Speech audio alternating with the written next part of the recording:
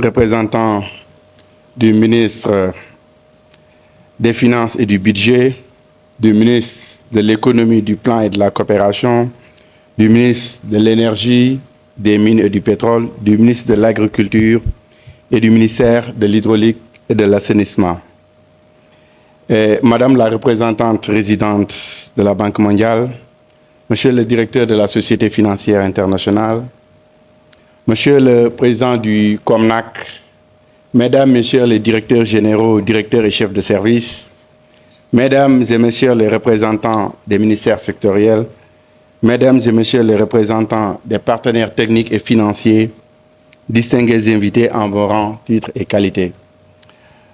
Permettez-moi d'abord de présenter nos sincères condoléances au peuple sénégalais, mais également à la famille biologique de Mamadou Moustapha Ba, qui, je dois le rappeler, a été un acteur clé de la prise en charge du stand du Sénégal lors des COP climat.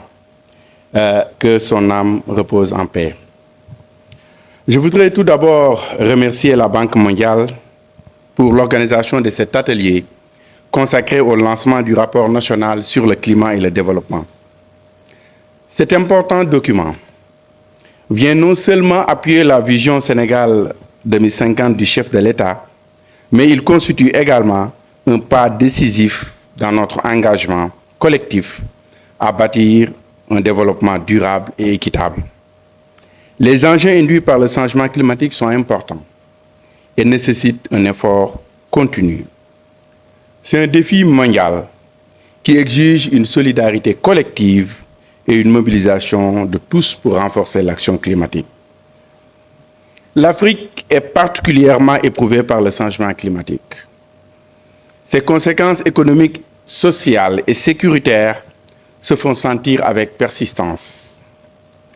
Il est à cet égard paradoxal de constater que l'Afrique est le continent le moins émetteur de gaz à effet de serre.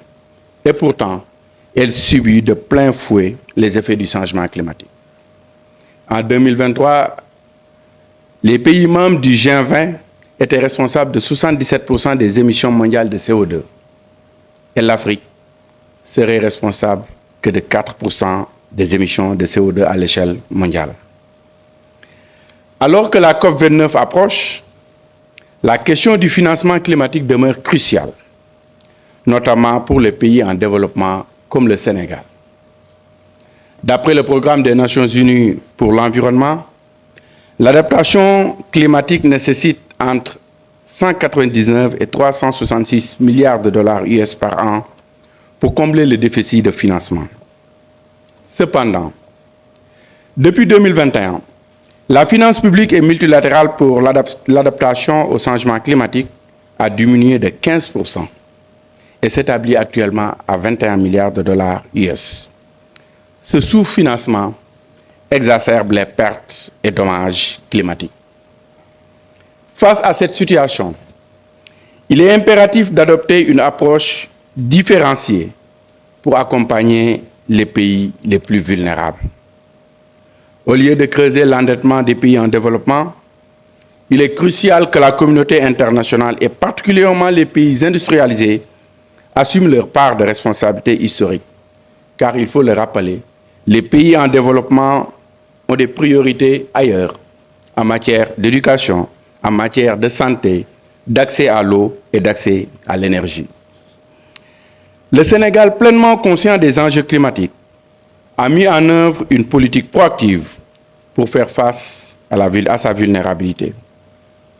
Fort heureusement, en alignement avec le référentiel 2050 édicté par son Excellence, M. Bassirou Diomaye Diakhar Faye, président de la République, plusieurs initiatives ont été mises en place, parmi lesquelles les plans nationaux d'adaptation sectorielle, l'évaluation des besoins en technologie et l'élaboration d'une stratégie à long terme pour une économie sobre en carbone.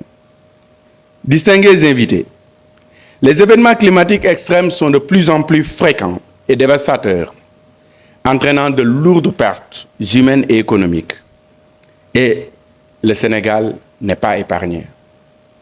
Les ondes de crue de Bakel à Matam, les inondations à Touba, Keur Massar, Kaolack et Nioro, l'érosion côtière sur les 718 km de côte de Saint-Louis à Cap Skirring, en passant par Mbao, Bargny, Dionewar, mettent en péril nos communautés et nos écosystèmes et nous rappellent l'impérieuse nécessité de prendre à bras le corps la question climatique. Ainsi, il est essentiel de transformer notre paradigme de développement. L'approche Sénégal 2050 appelle à une transition écologique qui mobilise l'ensemble des acteurs, qu'il s'agisse de l'État, du secteur privé, des ONG, de la société civile. Nous devons prendre des mesures collectives pour atténuer les émissions de gaz à effet de serre et renforcer la résilience nationale, tout en promouvant des modèles économiques plus durables et plus respectueux de l'environnement. Distingués invités, ainsi le rapport que nous lançons aujourd'hui et une analyse approfondie de l'impact du changement climatique sur le développement de notre économie, de la société et de notre environnement. Il met en exergue la nécessité de repenser nos modèles de développement, de promouvoir une économie plus juste, plus verte et plus durable, et de favoriser l'innovation et la recherche dans le domaine de l'environnement. Le rapport national sur le climat et le développement pose un diagnostic sans équivoque sur la vulnérabilité du Sénégal.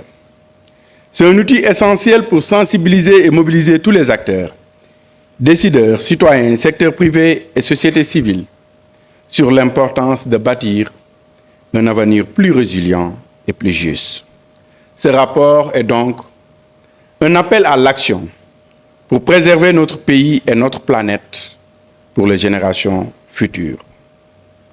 Pour ce faire, l'équation du financement climatique adaptée à nos économies durement éprouvées devra être résolue. Plusieurs instruments édictés par la communauté internationale sont opérationnels. Il nous faut toutefois trouver la bonne formule pour optimiser leur impact et inverser les tendances qui constituent une menace réelle à la survie de l'humanité et au bien-être des populations. Je vous invite donc à participer activement aux discussions au cours de cet atelier et à intégrer les recommandations de ce rapport dans toutes nos actions. Nous devons nous assurer que les solutions proposées sont réalisables et qu'elles répondent à nos besoins à travers des outils de financement soutenables. C'est à ce prix que nous intégrerons efficacement les recommandations de ce rapport au cadre de la vision stratégique Sénégal 2050 pour mieux protéger notre environnement et renforcer notre résilience climatique. Nous devons en faire un outil de communication efficace, capable de sensibiliser et mobiliser tous les acteurs concernés, des décideurs politiques aux citoyens ordinaires, en passant par le secteur privé et la société civile. C'est le lieu de réitérer nos remerciements à la Banque mondiale pour avoir lancé cette initiative salutaire qui rappelle l'urgence de se mobiliser autour des enjeux du changement climatique. Je me réjouis également de la qualité et de la solidité du partenariat qui unit la Banque mondiale et l'État du Sénégal dans l'accompagnement de nos objectifs de développement durable et de lutte contre la pauvreté. Ces remerciements vont à l'ensemble des partenaires techniques et financiers pour leur soutien indéfectible dans notre ambition de faire du Sénégal un pays prospère, un pays juste, un pays souverain et un pays résilient face au changement climatique. C'est en nous mobilisant sur tous les fronts que les impacts du changement climatique seront atténués. Sur ce, je déclare ouvert cet atelier de présentation du rapport national sur le climat et le développement. Je vous remercie de votre aimable attention. Comme un certain nombre d'autres pays dans la région. L'actualité récente nous montre que sécheresse, inondations, vagues de chaleur, raréfaction des ressources halieutiques ou encore dégradation des terres affectent de plus en plus les secteurs vitaux comme l'agriculture, la pêche, le tourisme, ainsi que les services de distribution et d'exportation. Au Sénégal comme ailleurs, Ces événements attestent de l'urgence de la situation et nous exhortent à accélérer nos actions en faveur de la résilience climatique.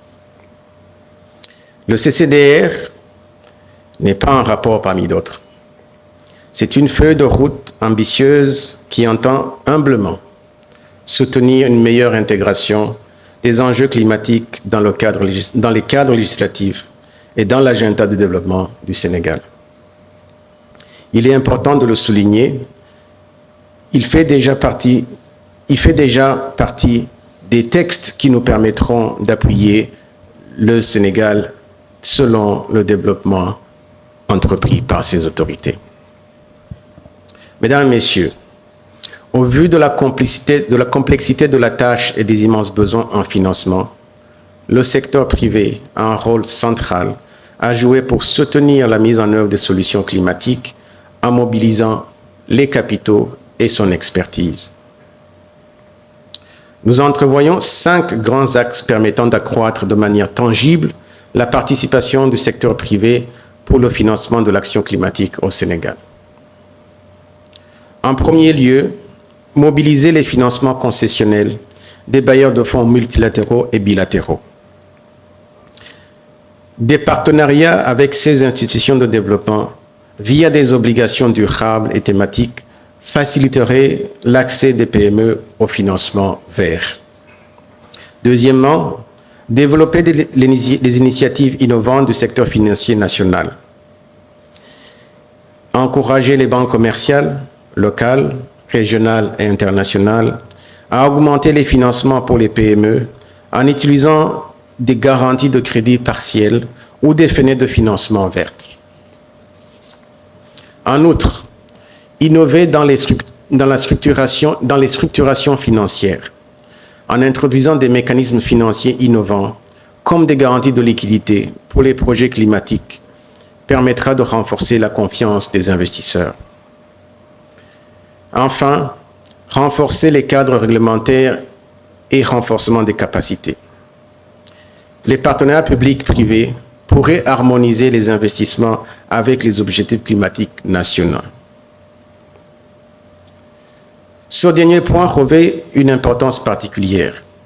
Comme mentionné par ma collègue Keiko, c'est en mettant en commun les forces du public et du privé que nous réussirons à stimuler la croissance climato-résiliente au Sénégal. La SFI et la Banque mondiale travaillent de concert pour donner corps à cette ambition. Mesdames, Messieurs, le financement de l'action climatique est une priorité pour la SFI au niveau mondial. Nous ne sommes pas en reste au Sénégal.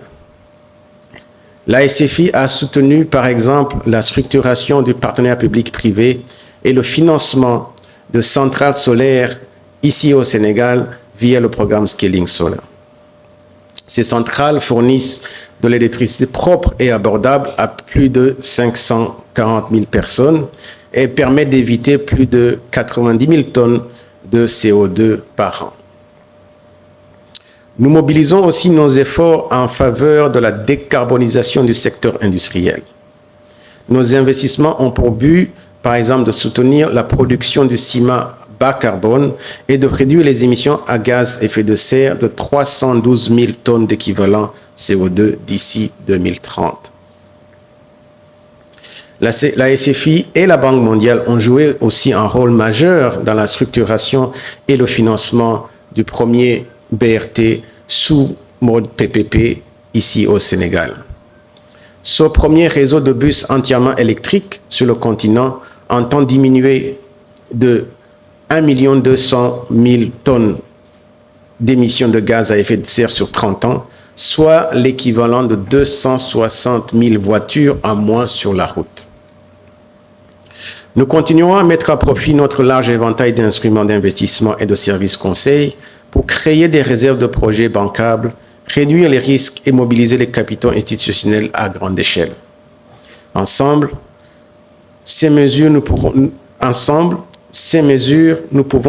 Avec ces mesures, nous pouvons soutenir la résilience du climat au Sénégal et créer un avenir durable pour tous à travers des solutions portées par le secteur privé.